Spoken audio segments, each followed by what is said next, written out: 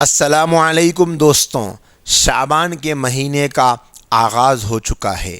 رمضان کے مہینے کے لیے بس ایک ہی مہینہ باقی رہ گیا ہے۔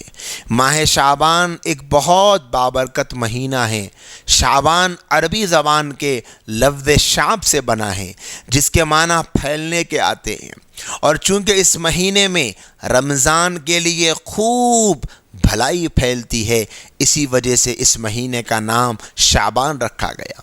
نبی کریم صلی اللہ علیہ وآلہ وسلم اس مہینے کے اکثر حصے میں روزے رکھا کرتے تھے۔ چنانچہ اماں جان حضرت عائشہ رضی اللہ تعالی عنہ فرماتی ہیں، ما رأیت رسول اللہ صلی اللہ علیہ وسلم استکمل صیام شہر قط الا رمضان۔ فرماتی ہے کہ میں نے اللہ کے رسول صلی اللہ علیہ وسلم کو کبھی نہیں دیکھا کہ رمضان کے علاوہ کسی مہینے کے پورے روزے رکھے ہوں۔ وما رأیتہ فی شہر اکثر منہ صیابا فی شعبان، اور فرماتی ہیں کہ اللہ کے نبی صلی اللہ علیہ وآلہ وسلم کو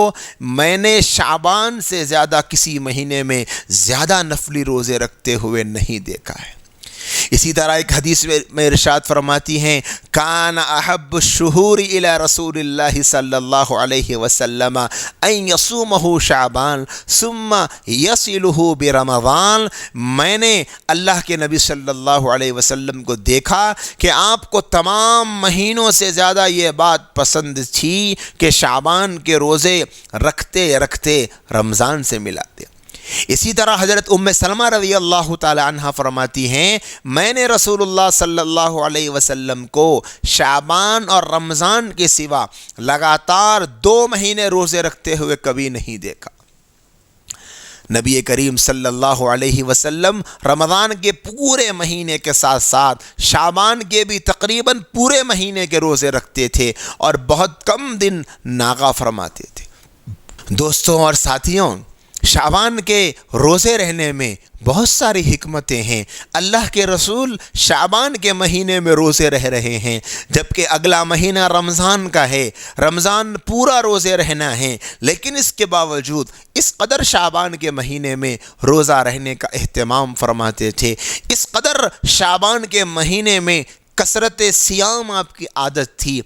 علماء نے کچھ حکمتیں لکھی ہے کہ اللہ کے نبی صلی اللہ علیہ وسلم کے نفلی روزے رکھنے کی کئی وجوہات اور کئی حکمتیں ہیں، لیکن علامہ محب طبری علیہ الرحمہ نے 6 حکمتیں بیان فرمائیں، جن میں سے 4 حکمتیں تو وہ ہے جس کی طرف احادیث میں بھی اشارہ کیا گیا ہے۔ اگر ہم آج کی اس گفتگو میں یہ جاننے کی کوشش کریں کہ اللہ کے نبی کن حکمتوں کی بنیاد پر شعبان میں روزے رکھا کرتے تھے، ہمارے لیے بہت فائدہ ہو سکتا ہے۔ حضرت انس رضی اللہ تعالی عنہ سے روایت ہے، فرماتے ہیں رسول اللہ صلی اللہ علیہ وسلم سے سوال کیا گیا،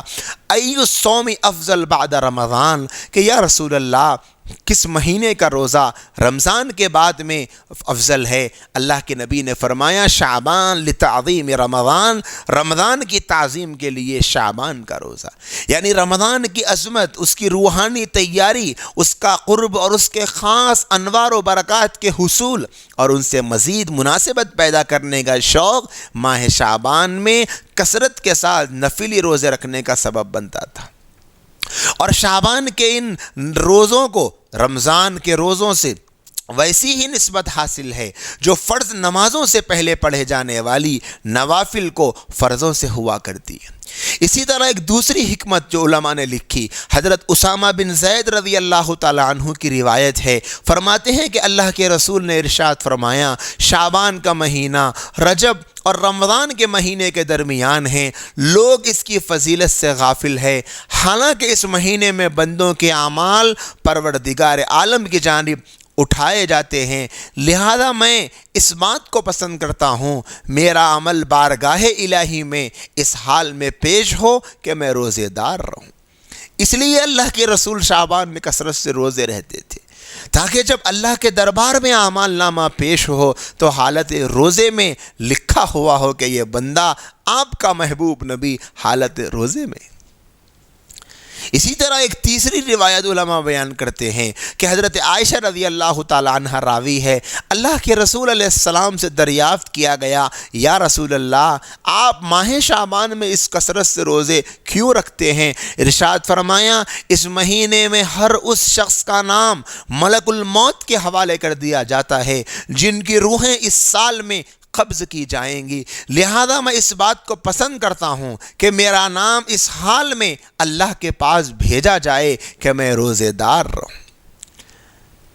اللہ کے نبی علیہ السلام کیسے اللہ کے سامنے اپنے آپ کو پیش کرنے کا جذبہ رکھتے تھے کہ ہمیشہ ہر حال میں میں اللہ کے سامنے اللہ کا فرما بردار، اللہ کا مطیع، اللہ کا عبادت کرنے والا بندہ، اللہ کے سامنے روزے رہنے والا بندہ بن کر پیش رہوں، جبکہ اللہ کے رسول کیا اللہ کی نگاہ میں بے پناہ مقام تھا، بے پناہ مرتبہ تھا، آپ کے مقام و مرتبے کا کوئی تصور نہیں کر سکتا تھا، لیکن اس کے باوجود آپ کی تڑپ، آپ کی بے چینی، آپ کی بے قراری ہم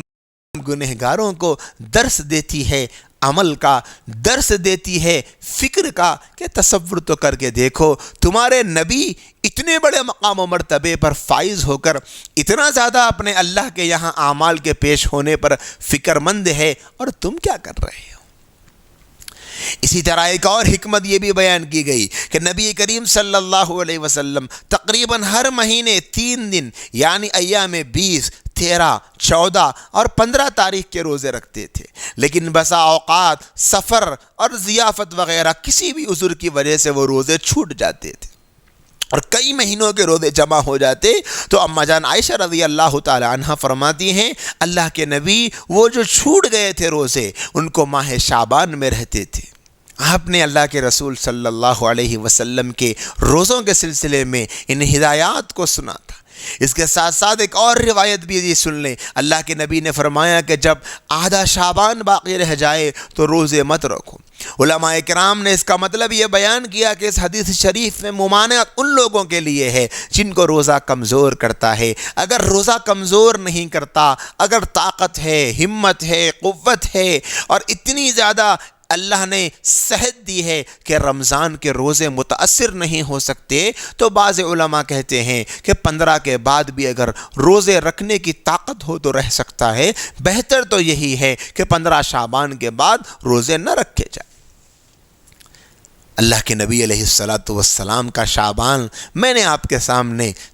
چند روایات کی روشنی میں سنایا ہے کہ کیسے اللہ کے رسول شعبان گزارا کرتے تھے۔ ہمارے سامنے بھی شعبان کے مہینے کا آغاز ہو چکا ہے، ہمیں غور کرنا ہے کہ ہم یہ مہینہ کیسے گزارنا چاہتے ہیں، رمضان کی تیاری میں گزارنا چاہتے ہیں، رمضان کے استقبال میں گزارنا چاہتے ہیں، رمضان کی روحانیت کو لوٹنے کے جذبے سے گزارنا چاہتے ہیں، یا کس طریقے سے گزارنا چاہتے ہیں، ہمیں غور کرنا ہے۔ دوستوں اور ساتھیوں، ابھی 1 مہینے کا وقت ہے، دیکھتے دیکھتے یہ وقت گزر جائے گا، دیکھتے دیکھتے یہ دن ختم ہو جائیں گے اور رمضان کا مبارک مہینہ آ جائے گا۔ ایسا نہ ہو کہ رمضان کے مہینے کا آغاز ہو جائے اور ہم غفلت میں پڑے رہیں۔ اسی لیے ہم کو شعبان کا یہ مبارک مہینہ دیا گیا کہ تم رمضان کے لیے خود کو پریپیئر کر لو، خود کو تیار کر لو۔ اللہ کے رسول کی شعبان کی زندگی میں نے آپ کے سامنے بتا دی۔ اللہ مجھے بھی توفیق عمل عطا فرمائیں، ہم سب کو توفیق عمل عطا فرمائیں۔ السلام علیکم ورحمۃ اللہ وبرکاتہ۔